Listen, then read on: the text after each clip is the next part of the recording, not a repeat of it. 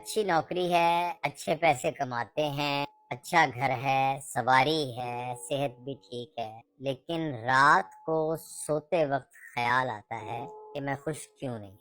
یہ سوال صرف ایک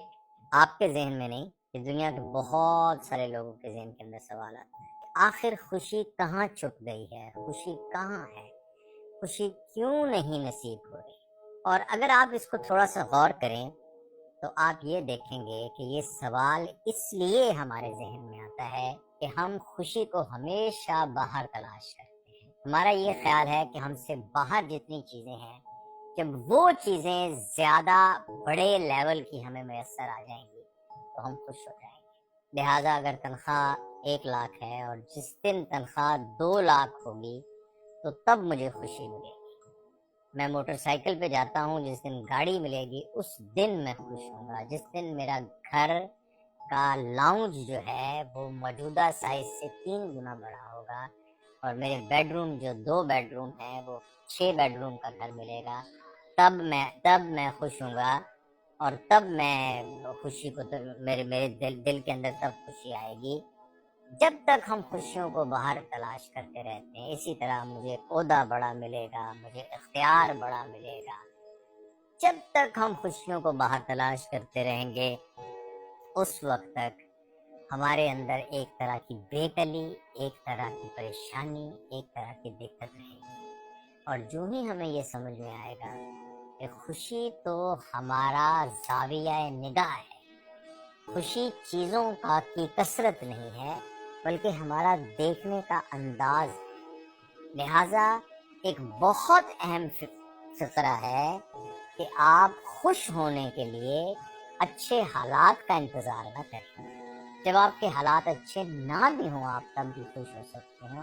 ہو سکتے ہیں کیونکہ خوشی آپ کا اپنا فیصلہ ہے اور خوشی آپ کے اندر سے نکلتی ہے۔ ہم سائنسی طور پر بھی اگر دیکھیں تو وہ تمام چیزیں جن کا میں نے پہلے ذکر کیا ہے، جب وہ پیدا ہوتی ہیں، وہ ہمیں میسر ہوتی ہیں تو ہمارے ذہن میں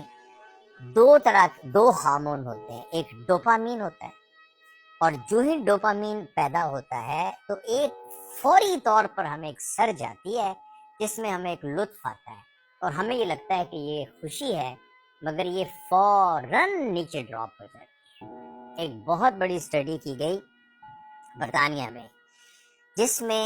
2 گروپ لیے گئے۔ ایک وہ جو گاڑی پہ سفر کر رہے تھے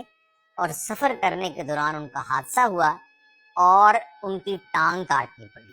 اور اس کے 2 دن کے بعد، یعنی وہ بالکل ٹھیک تھے، 2 دن کے بعد انہوں نے دیکھا کہ ان کی تو ٹانگ کٹی ہوئی ہے۔ اور ایک وہ گروپ دیکھا جن کو لاٹری، آپ کو پتا ہے وہاں ہر ہفتے میں 2 دفعہ لاٹری نکلتی ہے،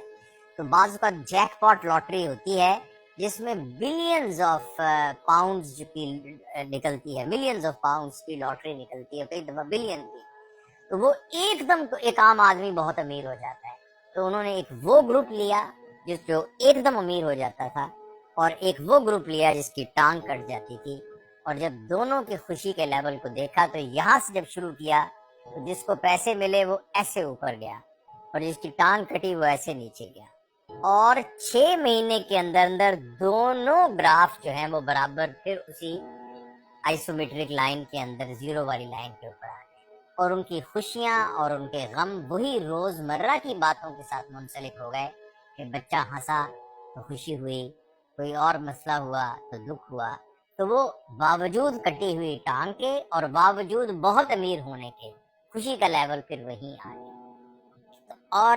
ہمیں سائنسی طور پر یہ بھی معلوم ہے کہ وہ خوشی جو دائمی ہے، وہ خوشی جو اندر سے سکون دیتی ہے، وہ جس ہارمون کی وجہ سے ہوتی ہے اسے آکسیٹوسن اور سیروٹونن کہتے ہیں، اور وہ تبھی پیدا ہوتی ہے جب ہم چیزوں کو حاصل کرنے کے بجائے چیزوں کو دینے والے بن جائیں۔ وہ لوگ جو ایسا کام کریں جو مقصدیت سے بھرا ہوا ہو، وہ لوگ جو ایسا کام کریں جس میں لوگوں کی زندگی میں کوالٹی ایڈ ہو،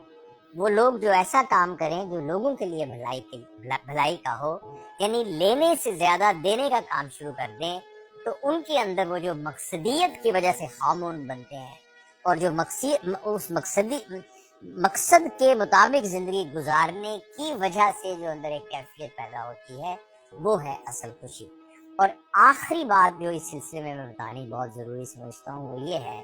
کہ یہ بات ایک اصول کے طور پر آپ لکھ لیں، اصول کے طور پر لکھ لیں کہ جو بات میں بتانے جا رہا ہوں اگر یہ بات نہ ہو تو دنیا کا کوئی بھی شخص خوش نہیں ہو سکتا، کبھی بھی نہیں خوش ہو سکتا۔ یہ بنیادی شرط ہے خوش ہونے کی، اور وہ شرط یہ ہے کہ جو کچھ اللہ نے آپ کو دیا ہے اس پر آپ کو قناعت ہو اور اس پر آپ کو شکر ہو۔ اگر آپ کو تھوڑا دیا ہے تب بھی، اگر درمیانہ دیا ہے تب بھی، اگر زیادہ دیا ہے، جو شخص ارسپیکٹو کہ وہ غریب ہے،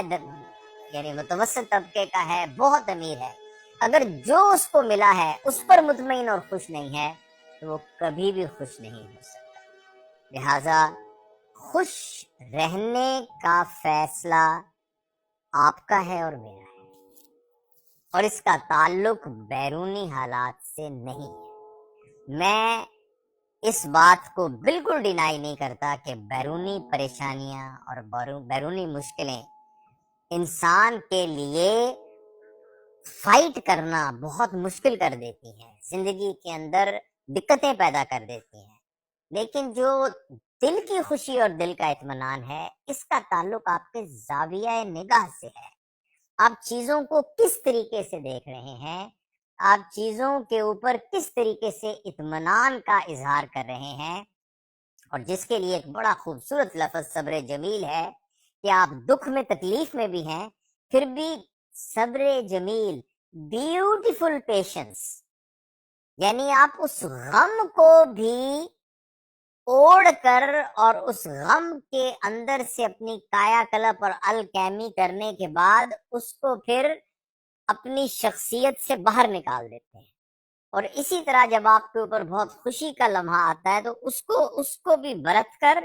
اس کو بھی اپنے پورے جسم میں، دماغ میں، احساس میں نفوذ کر کے اور پھر اس کو بھی نکال کے باہر کھڑا کر دیتے ہیں، اور اندر آپ کے وہی کیفیت ہوتی ہے جو سمندر کی تہ کے اندر سمندر کی کیفیت ہوتی ہے۔ سمندر کی سرفس پر مد و جزر ہوتے رہتے ہیں، لہریں اوپر اٹھتی رہتی ہیں، نیچے ہوتی رہتی ہیں، مگر اندر سے سمندر بالکل سکون کے ساتھ ہوتا ہے۔ تو یہ خوشی کے حاصل کرنے کا راز ہے۔ آپ ابھی فیصلہ کیجئے، مسکرائیے اور یہ فیصلہ کیجئے کہ میں ہمیشہ خوش رہوں گا۔